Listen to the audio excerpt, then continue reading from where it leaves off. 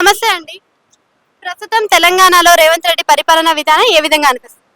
రేవంత్ రెడ్డి పరిపాలన బస్సు అనేది బాగా ప్రాబ్లం బాగుంది. ఆ బస్సు ఫ్రీ అనేది బేకార్గా పెట్టుకున్నారు.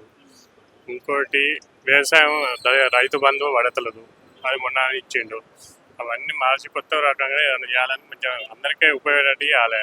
గత ప్రభుత్వం ఎట్లా చేసిందో ఈ ప్రభుత్వం కూడా అట్లా చేయాలని అయితే రైతు రుణమాఫీ అనేది జరుగుతుందంటారా?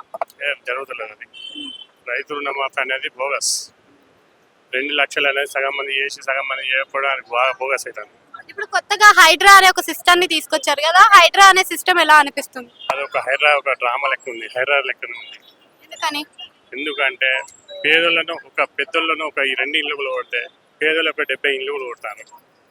అయితే ఇప్పుడు మొత్తం కూడా హైడ్రా అనేది వాళ్ళకి అనుకూలంగా ఉన్న వాళ్ళలో జరగట్లేదు, బయట వ్యతిరేకంగా ఉన్న వాళ్ళలోనే జరుగుతుంది అంటున్నారు కదా. అది వాస్తవం, నిజమే నిజమే. అంటే పాత గవర్నమెంట్ బాగుందంటారా, ఇప్పుడున్న గవర్నమెంట్ బాగుందంటారా? పాత గవర్నమెంట్ నయం. ఎందుకని? పాత గవర్నమెంట్ ఏది లొల్లి లేవు, ఏ కథ లేదు. ఎట్లా దళిత బంధు అయినా రైతు బంధు అయినా ఏదైనా పడ్డది. పెన్షన్ టైంకు పెన్షన్ ఇచ్చింది, అన్ని వచ్చినాయి. పెన్షన్ లేదు, ఏది లేదు. అయితే ఇప్పుడున్న గవర్నమెంట్ లో మనకి ఉచిత పథకాలు కూడా ఎక్కువగానే ఇస్తున్నారు కదా, అప్పుడు ఇదే మేలు అని చాలా మంది అనుకుంటున్నారు. ఎక్కడైనా మేడం 6 పథకాలను పెట్టారు, దానిలో ఏమి కరెక్ట్ అయినాయి? ఇవి కాదు.